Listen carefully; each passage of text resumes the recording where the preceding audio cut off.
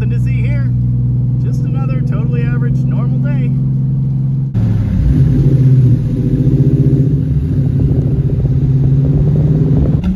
Hi, I'm Jamie.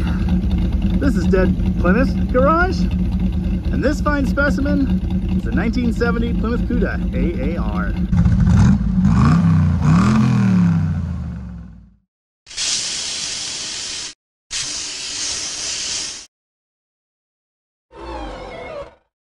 As you probably already know, the Cuda AAR is something very special.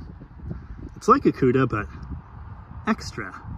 The AAR is essentially Plymouth's version of the Challenger TA, the Trans Am racer, designed with SCCA racing in mind. This car wasn't ever intended to be a regular grocery getter.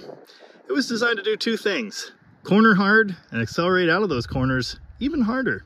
There are a lot of little details that make the AAR something special, that make it differ from the regular Cuda. And it's pretty much impossible for me to name all of them, but I'll give you the basic rundown. Immediately you'll notice the fiberglass AAR hood, finished in organisol, that slightly textured black paint. The hood's made of fiberglass, because race car, which actually created a problem for having a working radio. See, normally the antenna lives right there, but it uses the entire surface of the hood as a ground plane. With a fiberglass hood, that didn't really work, so they relocated the antenna to the back. There's no block-off plate. This is a special fender that never had a hole there. Matching the look of the hood in the front are these louvers in the back, secured in place with these pins, and sitting over a special rear window trim. It's textured to match the vinyl top, so it doesn't stick out underneath the louvers. Of course, there's a spoiler. There are also these small side spoilers at the front. Because it is a Cuda, it has the Cuda gill trim down the sides on the rocker panels. It has side exit exhaust, which, as you heard in the introduction, sounds fantastic. More than anything, the sound reminds me of my Cobra replica, which I guess makes sense, you know, side pipes, but also camshaft. The mufflers, of course, also special pieces, because the exhaust enters and exits at the front, and the side pipe comes out that way. Because the hood is fiberglass, the hinges feature these super light springs.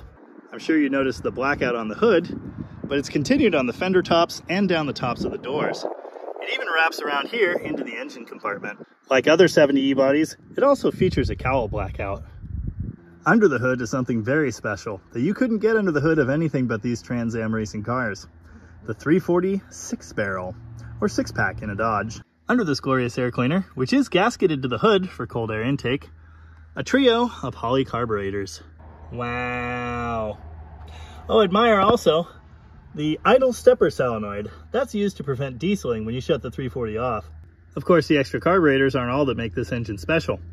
There's also a special camshaft, special cylinder heads, with adjustable rocker arms. Being a 1970, it still has the super long special 340 exhaust manifolds too. Tune-up sticker. Neat. Somehow, for the production cars, the factory got away with rating this engine at 290 horsepower. It was definitely more than 290 horsepower. Wow. That's cool. Because this is a real race car, it doesn't even have a hood latch. It's pin-on only. Of course, we can't talk AAR without talking this special AAR-only side stripe. That's a beautiful thing. I have to say, I've seen these stripes adapted to various other models, like A-body Barracudas and such. I've never been in favor of that. Rally wheels? Of course. Ooh, road lamps. This car was designed to go around corners, so of course it's got a sway bar up here, and heavy-duty springs, and disc brakes. But it also has the chassis reinforcing torque boxes. Those are found front and rear. Also found on the rear, a piece of equipment missing from most Mopars in this time, a rear sway bar. Admire the red painted brake drum. That, I believe, is correct. Inside, of course, we've got the rally gauges. One of the most beautiful gauge clusters ever fitted to a car in this time. I just love them. Ooh, pistol grip. That's right, it's a 4-speed. There are a couple small extra pieces of added equipment in this car. I'm not one to judge. Oh, this is cool. I've actually never seen one before. It's the correct 1970 only center console. Instead of an ashtray, it's got a seatbelt holder. This AAR is really, really nice. There are a couple little goofy things. The tack read's funky, the remote mirror's a little wonky, but in general, it's quite good. In light of these facts, we will not be testing it out here at our test facility. However, I think we can take it out on the road just a little bit for a treat. Yeah.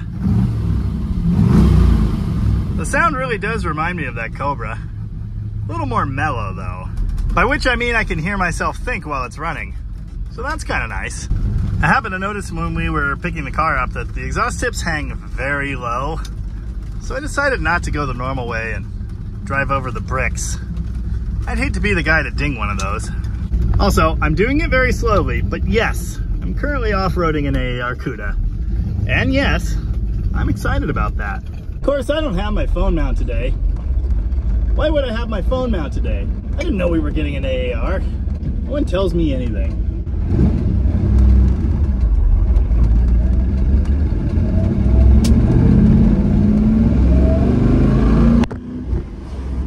Well, it's got enough power.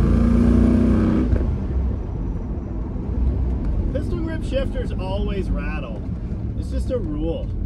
It's no 392 swapped 71 Challenger with a 6-speed, which is pretty good. I like the sound. In fact, I think we need to do this. There we go. Now we get the full experience. This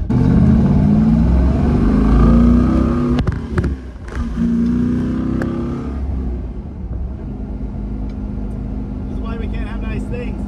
When the phone falls over is when the secondary carbs kick in. It's not that it's slow before the secondaries kick in, it's just that it sort of hangs there and then, which agrees with everything I've ever heard about them. I think this is only the second 6-barrel car I've ever driven.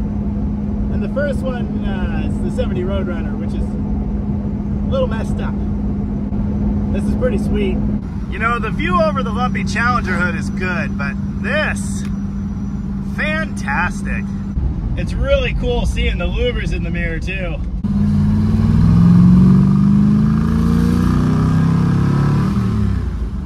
I need more hands.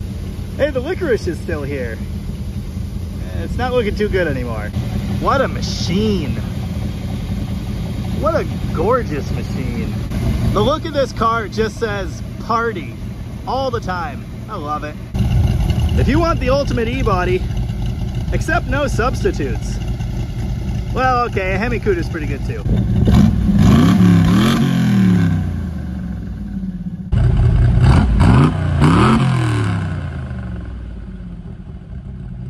Sure, I mean, it's a design feature and lets cold air in there, but you also need it to open the hood.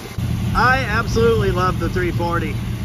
It might just be the best muscle car engine ever. Incidentally, this one's not original, but it's a warranty replacement. That's pretty cool too.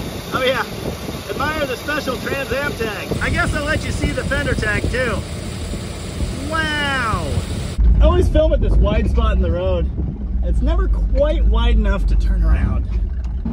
As you may well be aware, AAR Cudas are quite desirable and quite valuable. So naturally, this one is not mine. I couldn't possibly afford to own one of these things.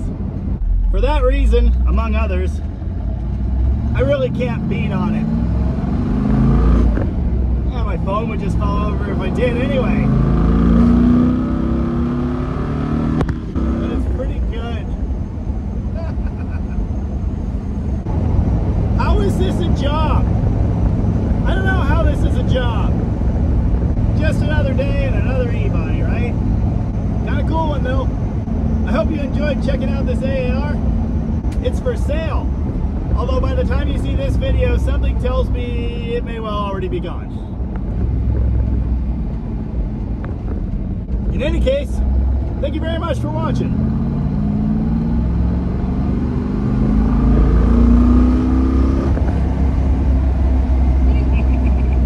And remember, if you don't like the AAR, there's always a Hemi Cuda with a shaker. More on that later. All hood pins, all the time.